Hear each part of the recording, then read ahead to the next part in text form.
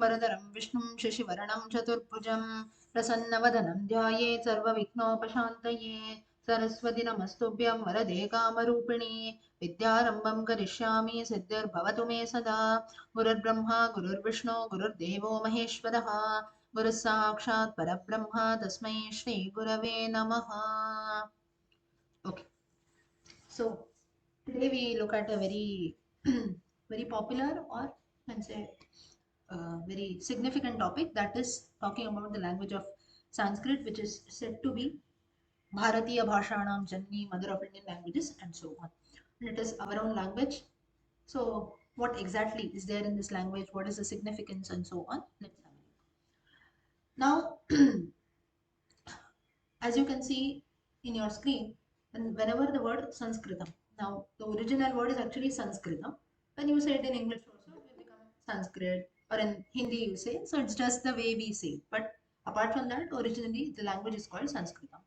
So whenever you this word comes, Sanskrit, what comes to our mind?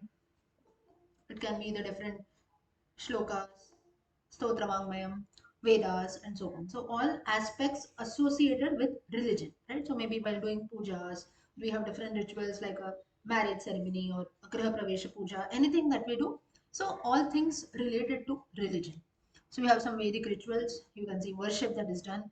Then you have ancient manuscripts, our own itihasas, Puranas, Vedas, Ramayana, Mahabharata, or the 18 Puranas. All this is in Sanskrit. This much we know. But this is the upper part that you can see. But below the word Sanskrit, you have three things that are there. One is you have the binary system of numbers, which most of us would have studied in mathematics.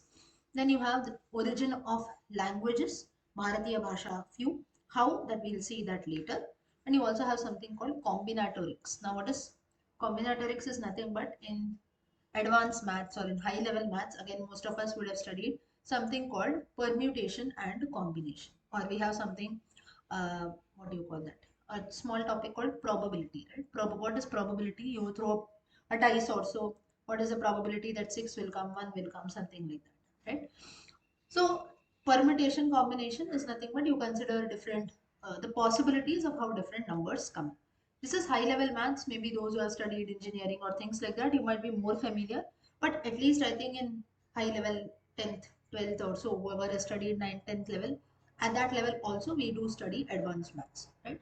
So even if you would have not excelled in maths, you would be weak in maths, a person like me also. But still, these are some topics which we remember very well because we would have had many sleepless nights because of these, right?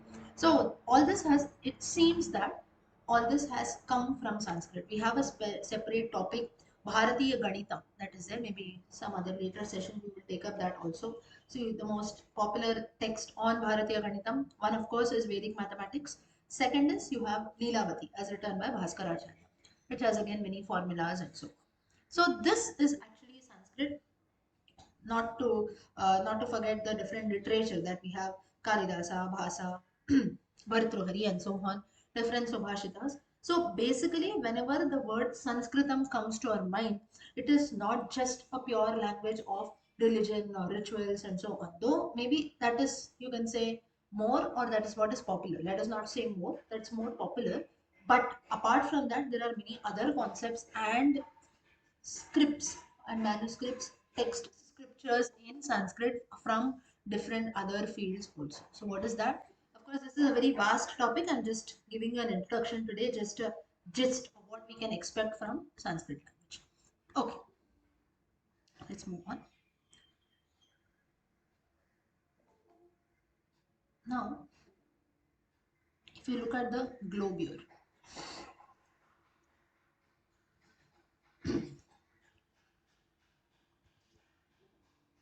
one second. Yeah. So, if you see the globe here, it seems that this was how all the continents used to look then, 250 million years back, and today, of course, all the continents are separated. This reference also you can find in major Puranas that are there, which talk about geography. Skanda Purana gives you more detail about this. So it's not that only in modern day geography we study this, that in ancient times all the continents together were one single mass of land. Today they are being separated. water bodies in between and so on. Our own Puranas also highlight this. Skanda Purana is one example. Many other Puranas also you have this description that is done of Jambu Dvipa and so on. There are different Dvipas, you have oceans around them and so on. So in those times, all the continents were together. They were living together. It was a complete mass of land, right? So in fact, you didn't have something. Of course, you had foreign lands, but they were not separated by water. Today, of course, maybe you have to go to a foreign land or so. What will we actually tell? Cross seven oceans and go, right?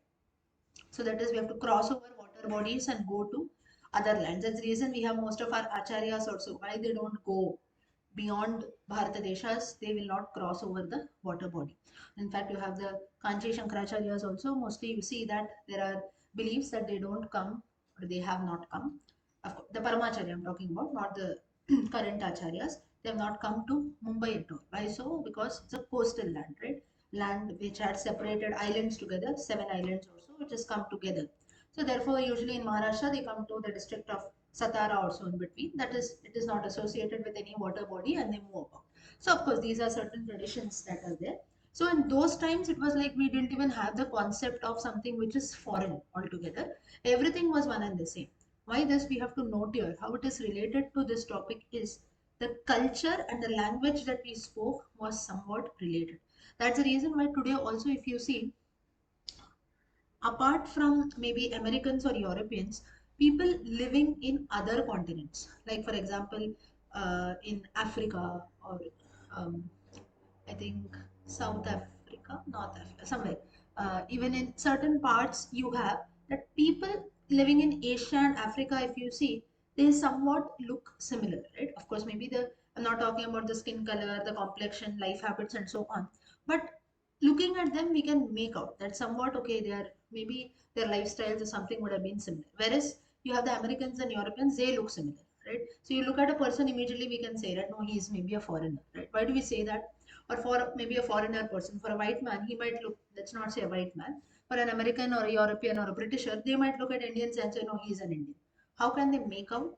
That is because we have our own characteristics that are there. Today, the lands have been separated, but still today also, if you see certain continents, it's not that okay, Americans look like this, Indians look like this. It's not. Though it is a bit distinguished, some continents are always people look similar. Characteristics are similar. So that was because you have the lot of languages that was there. Now this is just a little bit of geographical reference that you can see on the screen. Why we have something called, why were these actually continents joined? Because of fossils that were there. So all these continents were joined together. Today, of course, we don't have a lot of that to global warming, this, that, and that's the reason why due to certain, you can say environmental issues, the continents are separated and you have water body all around. Next is you have now coming back to our topic, you have this tree of languages that is there. Actually, the previous slide, sorry. Now you had something called the Proto-Indian. I will share this slide later, so you can, if you want, you zoom up and see.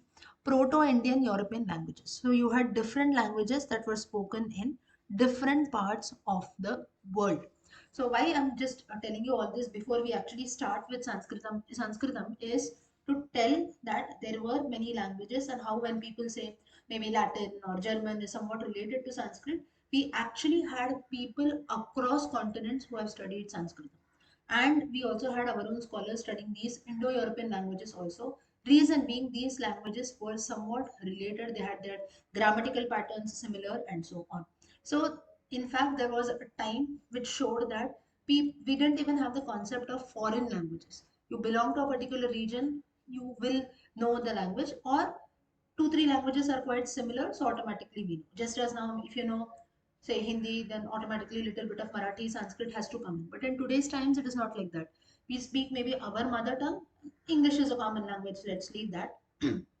But it becomes very difficult for us even to learn the related languages, right? If I know Tamil, maybe I'll know only Tamil, right? But in those times, it was like if I know Tamil, obviously I'll know a little bit of Telugu, little bit of Kannada, little bit of Malayalam. Maybe it might be not that pure, but they are all related, so therefore I will know that. So this was a way people used to study, even on because the continents were all merged together. People lived with each other very nicely. They had a very good bond, and that's why they used to actually learn each other's languages, and there was no, you can say, diversity at all, that you, this is your language, this is the language of your land, and so on. And why this purposely I'm showing you is, there was a time wherein people used to not even have the concept of foreign languages, and today we have a problem in learning our own language, which is Sanskritam. Very, very sorry state to say, but most of us, we are not even aware, and we feel very proud in telling this also, that no, I don't know. If you don't know, you must learn it, right? Maybe when people, if you go to France or so, nobody will say that I know, I don't know French, right? I know English, but I don't know French. You go to Pakistan also, you say I don't know Urdu, they'll kill you, right? Or to any other land, if you go, it seems so foolish. But in India also, of course, we have many other languages that are there, different mother tongues and so on. But it's a very, very sorry state if you don't know the mother of all languages, that is Sanskrit. And of course, now here there might be some controversies that might coming in, is Tamil old or Sanskrit old and so on. All that is there, but still we have our roots, we have most of our scriptures, we have our so much of Vedic studies, this that so many of us do, right? At least for that reason we must know Sanskrit. So maybe if not too deep also, but at least at a basic level, all of us must learn our own language, and this is something which is seen in our states, in our country even today, that we don't know our own languages that are there. And many times, forget about Sanskritam, even our own mother tongue also.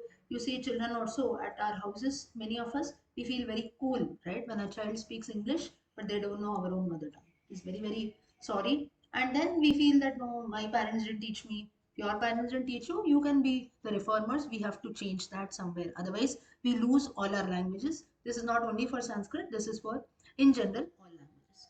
Okay, so next now you have the tree of languages, wherein just one example is given for the word mother. In all Indo-European languages, they all originate from the same word. You have just an example that is from the word ma. So you can see for yourself coming in. So from, you have so many languages. Now, this usually from here we come to know that this is actually the tree of languages. From this, we can very easily make out that all languages in those times were, let's not say related, but they would have originated from the same root word. You have the Proto-Indo-European languages. So it's a family of languages, just as we have the Aryan languages, Dravidian languages, and so on.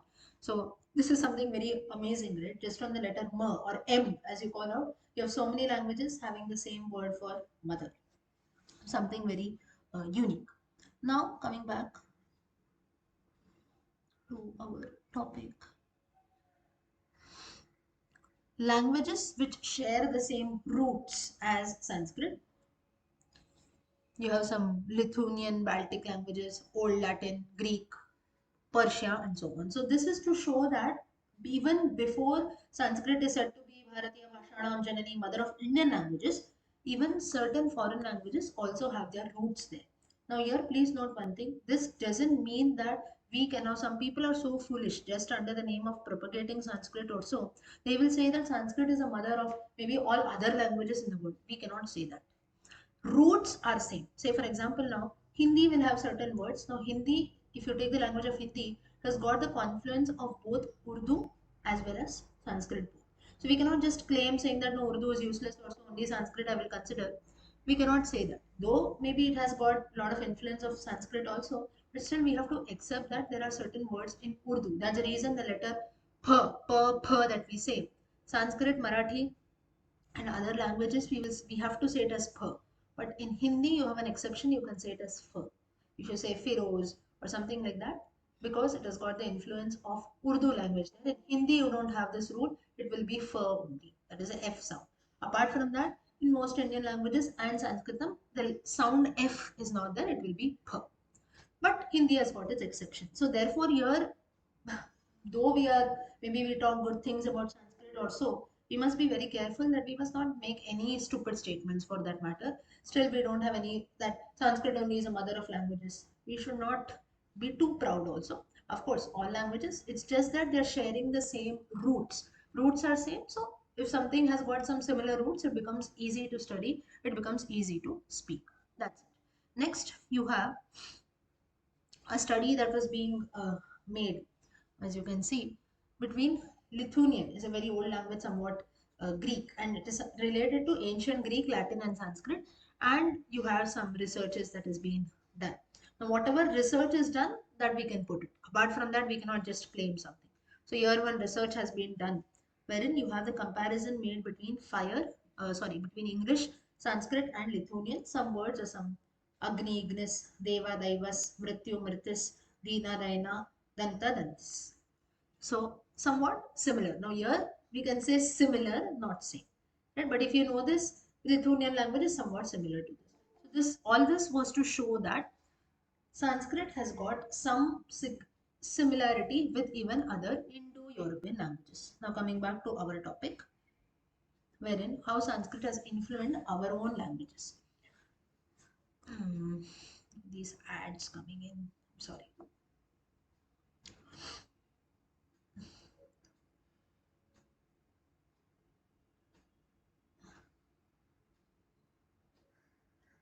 Yeah. Now, from this Proto-Indian European, this family of languages, we had first two things coming up. One was Tamil and another was Vedic Sanskrit. Now, from Vedic Sanskrit, you had classical Sanskrit that combined, that cropped about.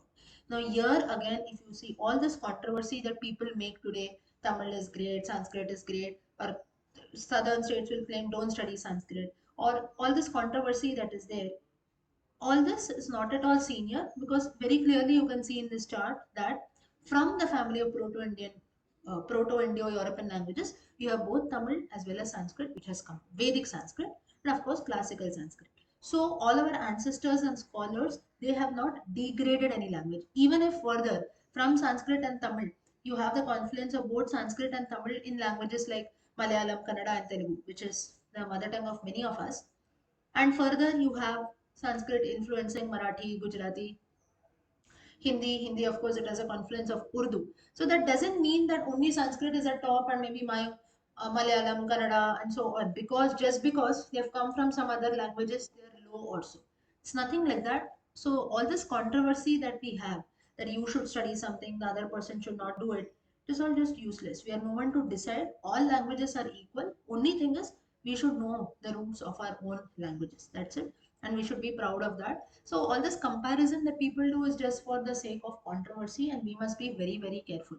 Tamil has got its own uh, structure, own grammatical rules, literature, and so on. We should be proud of that. At the same time, Sanskrit has got its own rules, grammar, its own literature, and so on. We should be proud of that too. So rather than making a controversy that one is great and another is low, also why not study both then? So, in fact, propagation should be made that you study all languages or whatever you can. You be proud or you know all the cultures or whatever we have got, rather than making a controversy. This is great, that is great, and so on. None of us, we are not even eligible to do that because we don't know anything properly. So we have to be, why I'm highlighting this is we have to be very, very careful from all these controversies, because it is very easy to fall in trap, right? If someone tells us, no, no, this is wrong, this should not be studied, this, that, if someone tells, we get influenced very easily, right? And then the same thoughts come in our mind also, so we have to be very, very careful. So first you had Vedic Sanskrit, so obviously you know Vedic Sanskrit rules are different. Then you had classical Sanskrit. Vedic Sanskrit was mainly used for, even the grammar rules of Vedas are different. The Lakara itself is different. Uh, that was Vedic Sanskrit for Vedic rituals and Vedic mantras. Then you had classical Sanskrit, which is mostly that we use today in all our different Sanskrit literature, the different drama, stories, and so on. Then even the conversational language, the language that we speak today. So this is nothing but Sanskrit. Further, this chart moves about. Then from classical Sanskrit, you had another section which emerged, which is called the Prakrits. Prakrits is nothing but, maybe there was a time wherein people felt that it was becoming difficult to learn Sanskrit. At that time, you had the origin of other languages that came in, starting from Hindi, Bengali, Oriya, and so on. You have the entire list. So these languages, if you see, they have the influence of Sanskrit in them. That's why most of our mother tongues, you see on the right side, you can see the list of languages: Hindi, Bengali,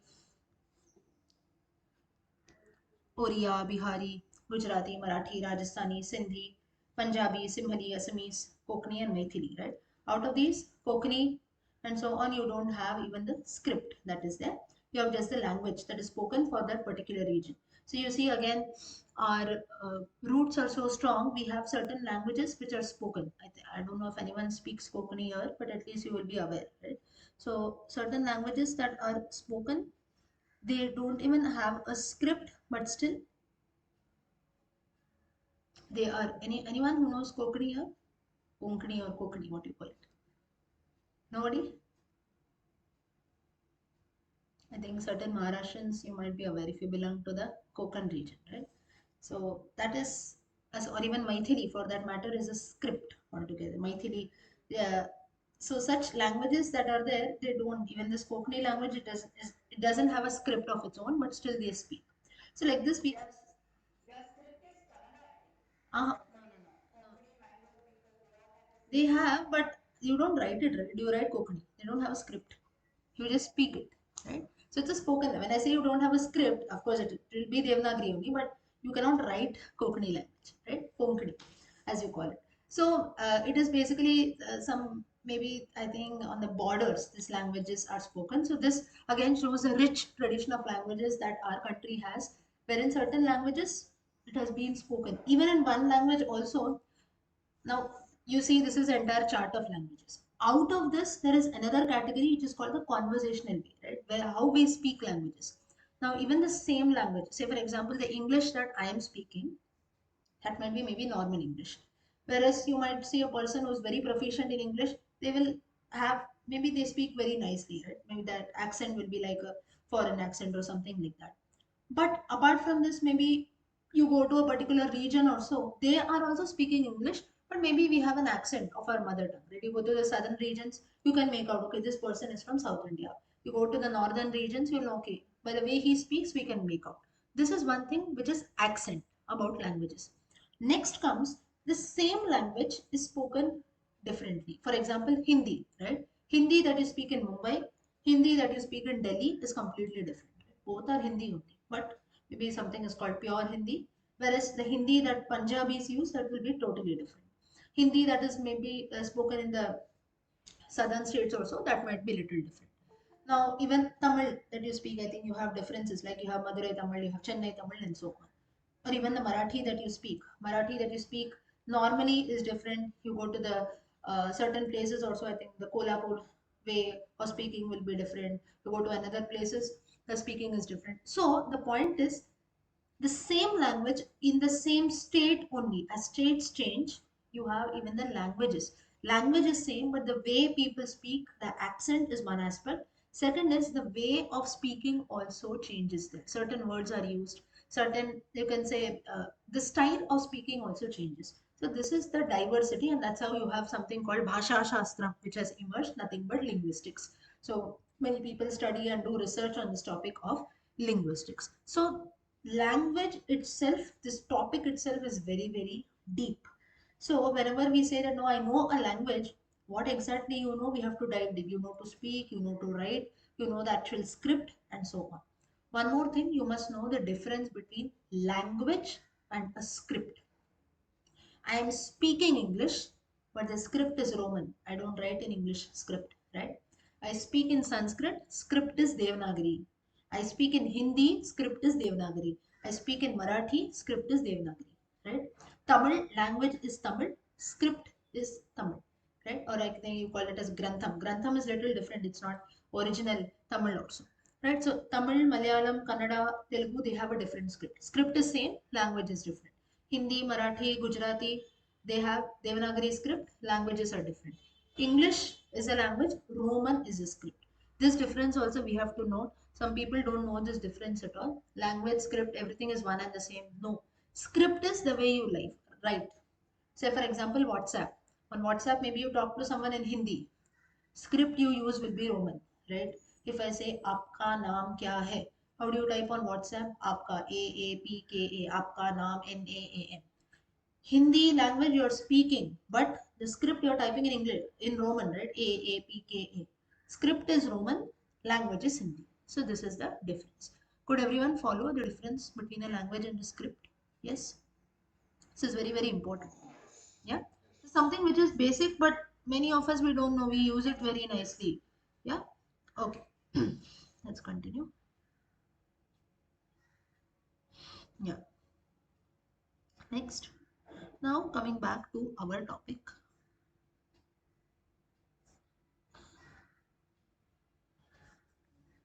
of Sanskritam. Let's delve deep now into Sanskrit. Now, the first person who has contributed a lot to Sanskritam is nothing but Panini. Panini, you can say the first grammarian, and his treatise on linguistics or Bhasha Shastram is considered to be the world's oldest treatise on linguistics or Bhasha Shastram ever known to mankind. And he is said to be the father of Sanskrit.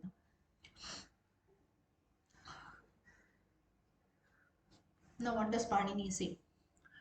In his Ashtadhyayi, his text is called Ashtadhyayi, lot of grammar formulas, how the language itself has formed, that is there. It's called as sutras, the different formulas that he writes. What are these formulas? They are nothing but sutras or grammar rules that we have to follow in order to study Sanskrit. So here he says how this language even originated, how the letters came out. For that, Panini Maharshi says, धृतावसाने नटराजराजो ननादढक्कां नवपञ्चवारम् उधत् उधर्तु उधत्तुर्कामः सनकादिसिद्धान् एतद्विमर्शे शिवसूत्रजालम्. He says that Navapanchavaram, Navapanchavaram 9 plus 5, 14. Now this also you can note a very interesting aspect. This you can see when in the Valmiki Ramayana. There are certain instances wherein now here Navapanchavaram it actually means 14. They could have mentioned there directly Chaturdashavaram, right? But just to add more beauty to the language, you will have instead of directly mentioning 14, they will write this way. Even when Rama was sent to Vanavasa for 14 years, you have certain instances where this Navapancha is used. In another reference, you have Sapta Sapta, which is used. In Kaikeyi also, when she tells Bharata that I have sent Rama to the forest for 14 years, she does not say directly 14, she'll tell 7 plus 7 or 9 plus 5 and so on. So that is just another aspect. So here, what Panini Maharshi says is Shiva, it seems that he played his Damaro 14 times, and that how you had 14 sutras, which is popularly known as the Maheshwara Sutrani or Shiva Sutras, which emerged when he did this after the famous Shivatandavam, Shivatandava Nrityam. After that, he came this. Now, what exactly are these Shiva's uh, Maheshwara Sutras? Let's have a look. Now, those who study actually these uh, Sanskritam, you will know that Shiva Sutras or Maheshwara Sutrani are expected to by heart. This is nothing but the Varnamala that we study. Ka, kha, ga, ganga, cha, cha, ja, ja, na, ta, tha, da, da, na. Just somewhat same. They have come from these 14 Maheshwara Sutras. Ayun, Rilak, A, Ong, I, Ouch, Hayavarat, Land, Yamagananam, Jamai, Gadadhash, Jabagadadhash, Kapha, Chatha, the Chatata, Kapai, Shasar, Hal. In fact, you have to chant it more fast. So this is how these Maheshwara Sutranis used to be chanted, and this is nothing but the foundation of human speech. Why so? You can see a chart next. Now, when you study these, or you can even say recite these sutras, you have all our different body parts that are there which are affected. I'll give you an example. You compare it with the modern Varnamala. Let's not say modern. Today's Varnamala that we study. Ka, kha, ga, khanga. 5 letters. You use your cavity, right? You use your mouth fully. 5 letters. Pa, pa, ba, bha, ma. You close your lips and chant. Cha, cha, cha, jhaya. You give exercise to your teeth and tongue. Ta, tha, da, dha, na. Touch the upper part of your tongue and it comes down. Ta, tha, da, dha, na. Dantyas. You have to touch your front teeth. And then the other. Yara, lava, shar, sham, sa, ha. Now, when we chant, say, a visarga also, you call it popularly as Mahaprana, or when we are now most of us at least once in a lifetime we would have read something in Sanskrit, right? It can be some religious literature or anything. When we are reading that, we know if you read it a bit loud you can actually feel some sensation. Say for example ka, kha, ga, ghanga, call it as kantyas. It comes from your throat. Now also you see, while you are for yourself all of you can pronounce and see ka, kha, ga, ghanga. You keep your hand on your throat, you can feel some sensation there. Cha, cha, ja, ja, ya. When you say, you have your cavity, mouth that is moving there. So like this, when certain things, when our body parts are affected this way, it seems that it gives a good exercise to our internal organs also. And this is a reason why. You see, in most of us, when we are young or so, our grandmothers or parents teach us certain shlokas, right? And that shloka, it might be maybe one or two shlokas, which till date we remember. You didn't put in efforts to by heart that, but maybe you just keep chanting it every day, or you would have chanted only during childhood. Today you would not be chanting it at all, but still you remember. One, for this, there are two reasons actually. One is maybe to inculcate bhakti, this and that, to have a good practice of building in religion. That is one thing. Let's not say religion, bhakti. This is one thing. Another thing is to improve speech, that is there. Because whenever you chant these shlokas or so, it will be just one or two shlokas, which maybe the grandmother says every day, morning and evening, after the lamp is lit, you sit and chant here. Another reason why it was being taught to us is to improve speech, that is there. And it has been proven, a lot of research is being done that children, children who have these speech disorders also, speech disorder, sometimes you see even for elders also, sometimes we stammer, right, when we speak, or speech is not clear. For such people, you can try for yourself by chanting and reciting Sanskrit shlokas, or even letters for that matter. Even if you chant the Varanamala or these Maheshwara Sutrani, speech becomes very clear and refined because you use all the parts of your mouth, throat, lungs, till the stomach, our entire body part, entire, you can say, the internal system is also used, which refines our speech thoroughly. So, this is one more reason why our ancestors, even as young kids, when we were young, they used to teach us something. This was also one more reason why they used to tell to refine our speech. Next. So, this is so till here, could everyone follow? Yes. So, these are the origins of Sanskrit language. Yes. Okay. Okay, next we move on. Now,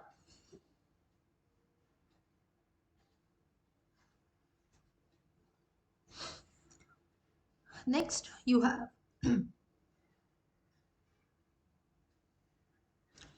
Panini's Ashtadhyayi. Now, from where these letters came, he has mentioned it in his manuscript, but it is not that clear. But I just wanted to just show you this manuscript. From this manuscript, you have these letters that are there. I, un, if you see the arrow marks that are there, from here, people actually studied this manuscript and they could make out these 14 letters that came. Now, yes, next. Evolution of Indian languages from the Shiva Sutras. This is what has been a, e, u. How it has come in. Now, people who know some other languages also, you can make out how these languages have come. A plus a is obviously a. E plus e. U plus u. E plus e is e, dirgha e. U plus u. So, the letter, how it is shown in different languages, different scripts, how it is written. So few scripts, script is there. Few languages you see script is Devanagari, so it's being the same. Tamil, Telugu, Kannada, Malayalam, you have slight differences if you see. Apart from that, it is same, right? So this is how language has evolved from the Shiva Sutras. So from the Maheshwara Sutranis, you have all these Bharatiya Bhashas that have come across.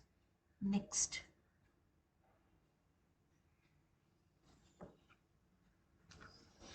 What exactly is there in Sanskrit literature?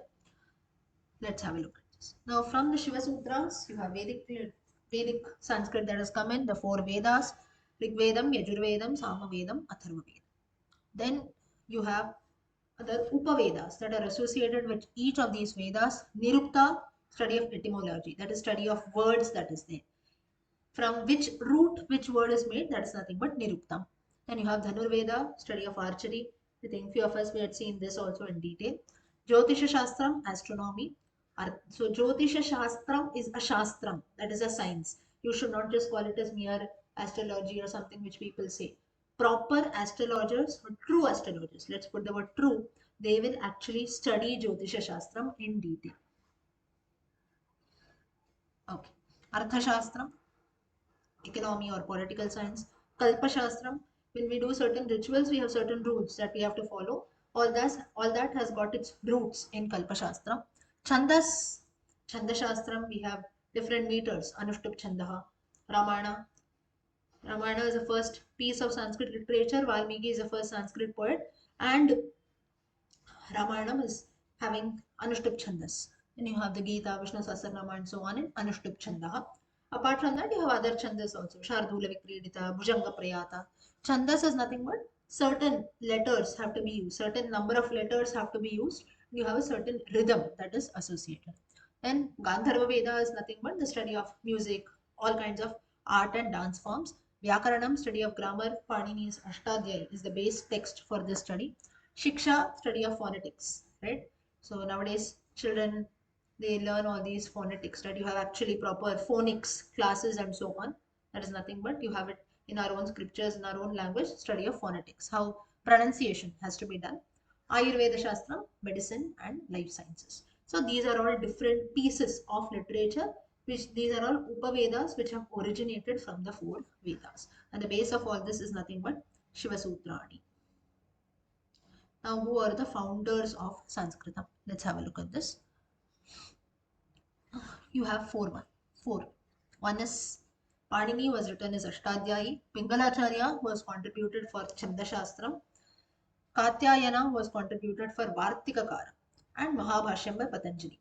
Now, Patanjali has actually, again, even if you see even Katyayana's Vartikakara, these are all little you can consider how the language evolved. So, what kind of words were used, little bit grammar rules, Patanjali Sutras, Yoga Sutras, and so on. So, that's how you have these were the main propounders of Sanskrit language who contributed a lot to this language, to the growth of this language.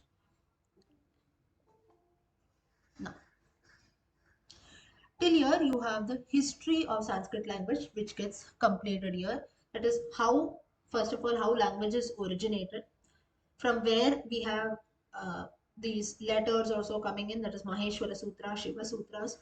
Then you have the Vedas. From the Vedas, you have the Upavedas. Then you have classical Sanskrit like the Itihasas, Puranas, and so on. Then the main founders of Sanskrit. Now, maybe till now you had a lot of technical aspects. Now I'll show you some interesting aspects also. What are the different works that we have in Sanskritam? Uh, and apart from this, next time maybe also we will, in the next Sunday also, we will continue with this topic. Those who have joined today for the first time, you join in next Sunday also with the same link, because this topic will not end today.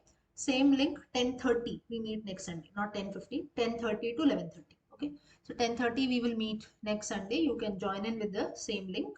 If you want to get added, we have a separate group for this. If you want to be added to this group, there will be other topics also. You can send me a message. So what I'm saying is you should not feel that the topic is half, right? We should complete it. So yeah. So next time what we see is how Chanda Shastras, or how I told you about those binary number systems and computing, machine learning, and so on, that we learned today. Or many of us, they are computer engineers also. Not only computer engineers, you have youngsters and people from all fields today who learn some things such as coding also, right? You have certain codes. Uh, is anyone familiar with computer science here? Do you do something of that sort? No one? No one? Okay. So at least if you would have heard about it, today you have a lot of computer science engineers or even youngsters, right? Learning not about these coding, or you can say AI and so on, such things that are there. To some extent, Sanskritam has got these roots also. How, when, what, all that we'll study that later. Look at that next time mostly. When you have these permutation combination that are there, and how it has actually influenced today's modern ways of practice like this coding and so on. So how even Sanskrit has got its roots in that we'll discuss next time. Now I'll show you certain texts that are there in Sanskrit. What exactly is that? Let's have a look. One minute.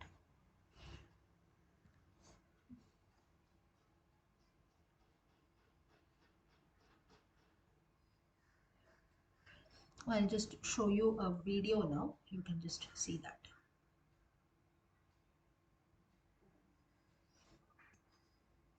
A few of you maybe would have seen if I had showed you in some other classes. Just play this video for you. Reduce the speed so that you know.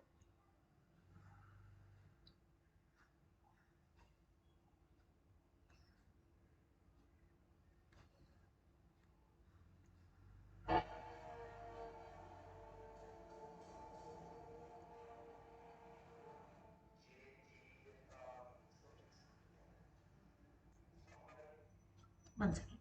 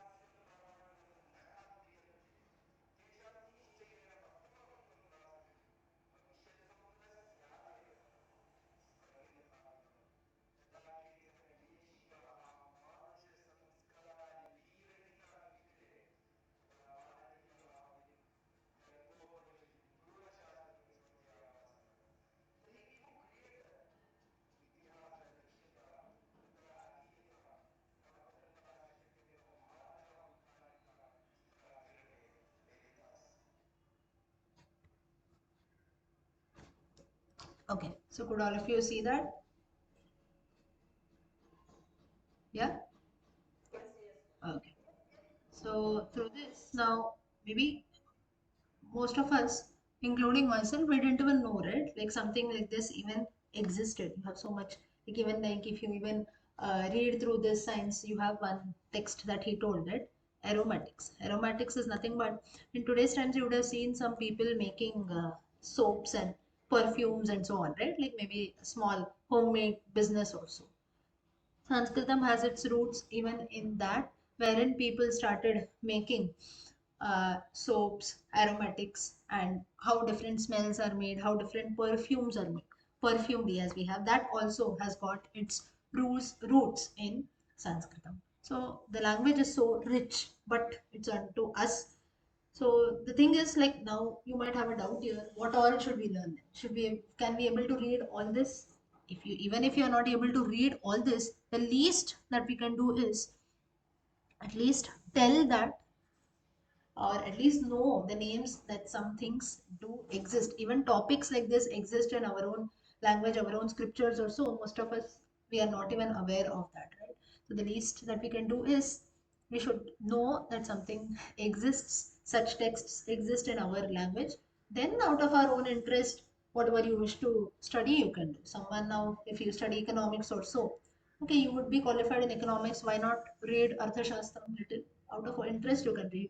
Someone has done your engineering also, you're interested in engineering concepts, you can just maybe read the treatise that we have on engineering. Someone is interested in physics also or chemistry, you can study the Rasarnava Shastram. Ganita Shastram, you have Aryabhattiyam or you have Bhaskaracharya's Leelavati. So, whatever is our own interest, maybe we would have qualified, but still, there's nothing wrong in at least reading texts of our own interest, right? So, this is something wherein we have to be proud and not just be proud, at the same time, we must know and try our level best to study and learn out of our own interest. I'll just show you one more thing, a little more texts also you can know. One second. Share my screen. And this is also a 1 minute video only.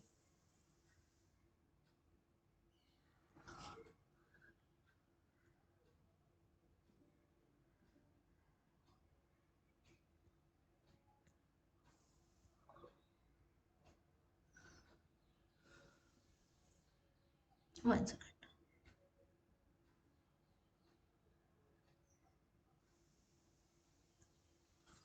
So first is you have some topics, some interesting topics which most of us are aware, which all of us have already studied. Like say for example, you see on your screen laws of motions, right? As a part of science, all of us have studied this laws of motion, right? But where has this been highlighted? Motion, the topic itself of motion that is there, that has been mentioned by Sage Kannada in his Vaisheshika Darshana. You have संयोग विभाग वेगानां कर्म समानं गुरुत्व प्रयत्न संयोगानाम् उत्क्षेपणं मणिगमनं सूच्यभिर summer sarpanam adrishta karanam. Now, if you just learn this, you will not understand the meaning at all. Why we don't understand? Because we don't know Sanskrit, right? But there were people or our ancient scholars who studied Sanskrit. So Sanskrit is the base if you have to know all this. You might know laws of motion. That is perfectly fine when we study it in science also. But our own sages have also contributed to this sage Kannada's Vaisheshika Darshana. Next, you have Earth, maths, circumference of the Earth, Varahamihira Surya Siddhanta. Now, Varahamihira also writes texts. Now, though it's not related in this text, he also writes texts contributing to. Now, if you want, now in my screen, this is how the screen looks because the screen itself has been made, so I cannot zoom in. Those who want, you can, if you want, you zoom. Just one second, hold on.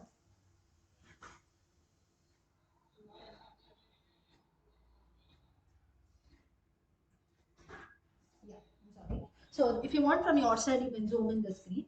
So Varahamihira in another text, he also talks about rain harvesting methods where groundwater can be found and so on.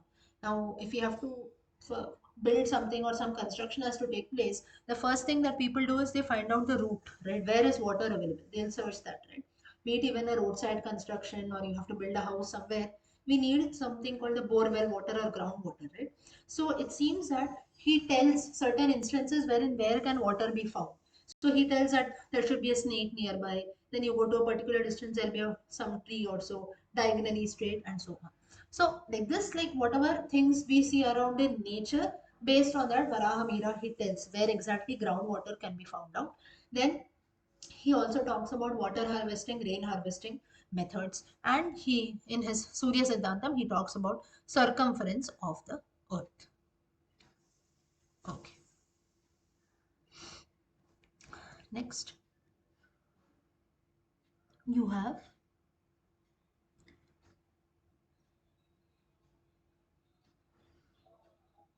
one second.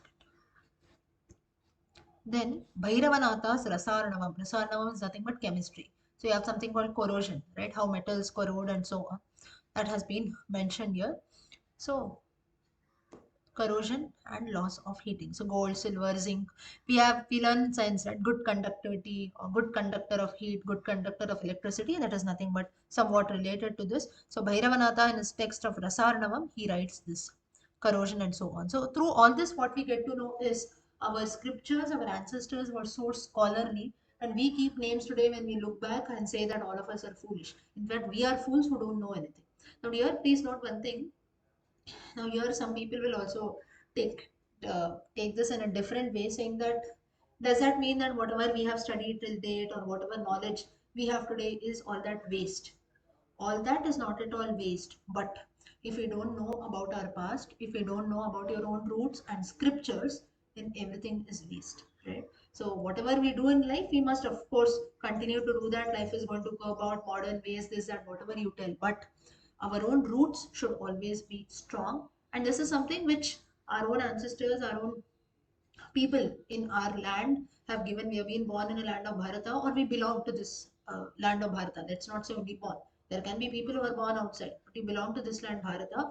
But even if you don't belong to this land Bharata, we have people coming from outside, and they have people, they have studying, they're very happy and so on. So we as Indians or Bharatiyas, we must know what is a part of our scriptures, part of our literature, part of our land, right? So therefore, at least as I told you, detailed study of each and everything is not possible, but at least knowing that something like this exists is very, very important. Next is after Bhairavanatha's Rasaranavam, you have Vaghabhatta's Rasaratna Samuchaya. Rasaratna Samuchaya, you have these different furnaces that are used. You go to the laboratory, if you remember in your school days, you would have seen some furnace, right? So that is this, which furnace is called the Koshti Yantra. How heat is there and so on. Something called apparatus, metals, to check the metal content, such things are used. Metallurgy. So basically, Rasaratna Samuchayas, metallurgy, science of metallurgy. Next, you have Aryabhatta's Aryabhattiyam, square and cube roots. So you have the formulas that Bhagam, Haradavarga, Nityam. Bhagam is to divide. Dvigunena, Gunam is to multiply, Dviguna 2, multiply by 2, and so on. This is Aryabhatta's Aryabhattiyam. The present method that we use of taking the square root and cube root was invented by Aryabhatta. If you see the time period, 476 century. Just imagine. So even today, if we are learning about square roots and cube roots, our ancestors knew all this then. Next, you have Sushruta Samhita, plastic surgery. Today we have plastic surgeries that are done. In those times it is there. You also have in the Rigveda Shastra, Charaka Samhita, Sushruta Samhita, you have even the amputation that is done of the leg. And then you have another leg that is kept, right? In today's times we do. That also has got, you have the story of Veeravanita Vishphala. Vishphala was the name of a queen. She was fighting in a battle. She lost both her legs. At that, I think one leg she lost. You had Ashwini Kumaras, the divine physicians who come there, and the leg which actually was amputated, they keep a new leg there.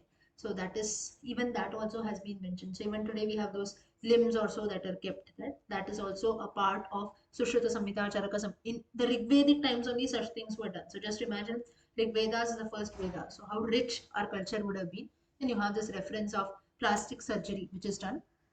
How it has to be done, that also has been mentioned here. Sushruta Samhita.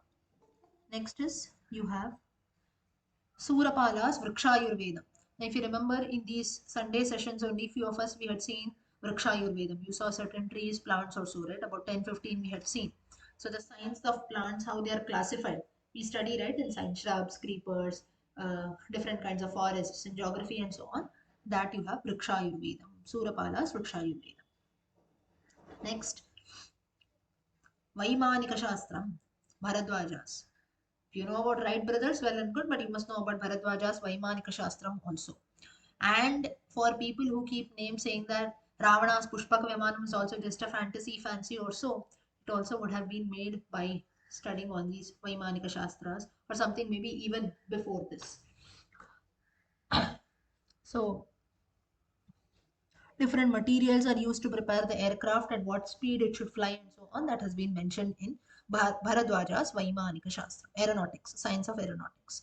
Next is Yukti Kalpataru, engineering. All those engineers out there, you must study this. Bhoja's Yukti Kalpataru, wherein how a ship should be constructed, especially marine engineers also, if you're there. Ship construction, what kind of materials should be used for building a ship so that it stays on water, it's not exposed. The it's not exposed to erosion and nothing of that sort, that it will not sink. For that, what kind of materials should be used, that has been told here in Bhoja's Yukti Kalpataru. It's a Yukti Kalpataru literature, or you can say a text on engineering. Kautilya's Arthashastram, statescraft and economics. You have a modern book of Corporate Chanakya. Has anyone read that book? Corporate Chanakya? Nobody? Have you heard it? You have read it, right? So that is in the corporate world how you use the principles of Chanakya. But no doubt, it's always better if you read the original book also. How financial management, economics, and political science. Close to 2,500 years, but still today. Now you must one more thing, a very practical thing which we must know is things that happened just yesterday.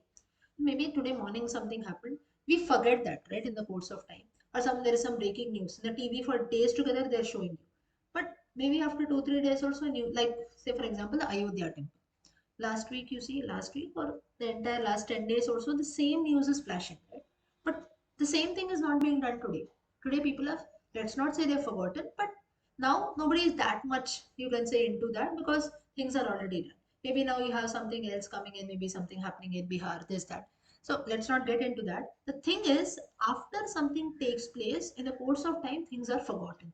But if we have certain texts with us today, Like the Arthashastram, which was told 2500 years back, someone has written it somewhere and gone, like the Ramayana, Mahabharata, and so on. If till date, after thousands of years, if today, if we are even hearing their names, that itself shows their importance, right? Things that are not important in the course of time, they just go away. Now, even the Ayodhya temple, even though it is no longer in use, still the thing has already been fulfilled. Now, people will always remember that the temple is made in Ayodhya, right? But things that are there in the form of written texts or some proofs like the Ramayana, Mahabharata, these Puranas, Arthashastram, and so on, even though they have been told thousands of years back till date, even if we hear their names, that itself shows their importance, how it is applicable even till today's life. Just because people around don't know, people around are not learning, and so on, doesn't mean that it has lost its charm. This it's things which we forget maybe in few minutes or few seconds. What happens in the morning, by evening we just leave it, right? But if things have stayed for not a few hundred years, it is for thousands of years together, that itself shows its importance. This is Kautilya's Arthashastra. Next is you have the text of weaponry. Shukracharya's Shukraniti. Shukracharya, the Acharya of the Daityas, he used to talk a lot about weapons. That's the reason why you see Asuras or demons, if you would have read in books or seen in serials, movies or so, they will have all different kinds of weapons, right? Like a round, sometimes it will be circular in shape, round, sometimes like an axe, a bow and arrow. So very, you can say, a lot of variety in weapons. That is because Shukracharya has written this in Shukraniti, weaponries. Then Sangeeta Shastram, Sharangadeva, Sangeeta Ratnakara. You have the from the Shadjam till the Nishadam, Saregama Padanisa, Arohanam, Avrohanam that we say. Next is science of musical instruments and Bharata's Natya Shastram. Of course, Bharata's Natya Shastram also talks about drama, how a drama should be taken place, and so on, how acting should be done. So, ततं चैवावनद्धं च घनं सुशिरमेव च चतुर्विधं च विज्ञेयं मातोद्यं लक्षणान्वितं. Four types of instruments. So percussion, string instruments, and so on. Wind instruments. Next, aromatics. As I told you, in Varaha Mihira's Brihat Samhita, you have aromatics, different kinds of perfumes that are made using different aspects. So you see, even for making perfumes or cosmetics, you have certain things that are always used, like say for example, sandalwood, chandanam, or maybe rose petals. These are all quite common, which are used. Apart from that, many other elements also are used. Next is brick making. How should bricks be made so that houses are strong? Now, this itself shows why you go to certain houses. You see, old houses also, for years together, they are strong, right? You say this is a 100-year-old house, 500-year-old house. How we say this? Because the bricks that they use, the materials that are being used while constructing, they are very, very strong. You see, nowadays, new constructions, after a year or two, it starts breaking, right? So, this is a science of brick making that is there. You see clay bricks and tiles, they should be free from stones and so on. That has been mentioned here. This is in Maya's Mayamatam or Mayamatam, you can say. Next is water retention, Parashara's Krishi. Krishi Parasham. So this is a text, Krishi Parasharam. This is a text on agriculture, how water should be retained and so on. So in the month of July, Shravana and Ashada, that is the rainy season, farmers actually, they build those small bunds for restraining water. Why so? Because water is needed, but huge amounts of water come in, that is also dangerous for the plant. So this is Parashara's Krishi Parashara. Then Ashtadhyayi of Panini, which you have already seen, Vatsyayana's Kama Sutra. So now even texts like Kama Sutram also, they also used to be studied by people in our societies, by people, by our own ancestors or ancient people. You can see there was nothing which was maybe socially disturbing or something which we call as taboo and so on. Nothing of that sort. Everyone was aware of everything, and in fact, that was, we have to be proud of our culture that we are so open, right? In fact, when people from all over the world tell us that no, India is very this, India is very that, they will not discuss about certain topics, are very religious, they're very orthodox, is that when we call, we had texts like even Kama Sutras also, which were studied by people. In fact, one reference, if I just tell you, Adi Shankaracharya, when he had the famous debate with Mandana Mishra, he was challenged by Mandana Mishra's wife Bharati, who was an incarnation of goddess Sharada. I know this time up, just 1 minute, we complete. One second. I'll show you towards the end. Wait. So, you want the previous thing? One second. Previous slide is this. Ashtadhyayi, Panini. Yep.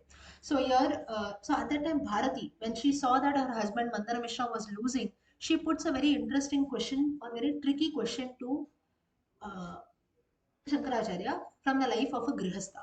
Now Shankaracharya was a brahmachari and he didn't know about this. But then at that time, what he did is he actually, through his yogic powers, he went into the body of a king. He lived there as a life of a grihastha. He experienced. Now let us not say experienced or so, but he actually lived the life of a householder, you can say. And then he came out and he answered the question of Bharati, of Mandara Mishra. That's how he won over the debate. Now, here we must not question saying that how can do this? Did Shankara actually, you can say, not follow the rules of brahmacharya, sannyas, ashram, and so on. He did not do such things in the body of a sannyasi. He went into the life of a he through his yogic powers. He went into the body of a king, and he understood this. And why this was done by Shankaracharya was to show to the world that just because something is asked and you are not familiar with it, you should not say, "No, I don't know this. This is not my branch of study." You go to interviews also, right? Sometimes there are few questions which are asked out of the box. Very nicely, you lift our heads and say, "No, this is not my branch of study. I have qualified in engineering. That doesn't mean that I know anything about literature, other sciences also." This is a very, very wrong answer. Doesn't mean now if you don't know something like Shankara did, you can always learn, right? So we have, no, I'll do research about it and I'll come back. The HR will tell you, right? No, you give this answer. You would have also heard it. No, I'll do some research and I'll return back and come, right? So this shows that okay, even if you don't know something, there are many things which are not known. But to very bluntly say, no, this is not my area of study, I'm a sannyasi, why should I know about this? It is not like that. We have to know about everything, and of course as per our own dharma we must follow that. So here Shankara also highlights on this aspect, saying that just because I am a sannyasi or I am a brahmachari, I will not do anything. It's not like that, that I will not know about certain things. No, knowledge is there, it's in our own scriptures. He goes into the life of a king, he lives the life of a grihastha, he comes back, becomes a sannyasi again, and answers the question of Mandana Mishra, thus highlighting and showing to the world that knowledge is very, very important. You cannot lift your hands and say, "No, I am not aware of this at all." Now, and there are many more other texts also. So, today time is up. We will stop here. So we just saw an introduction of Sanskrit language, the various texts that are there in it. Next time we'll see more text. This topic continues. Next Sunday, same link we'll continue. Whoever, for whomever convenient, please join in 10:30 to 11:30. Yeah. Namaste.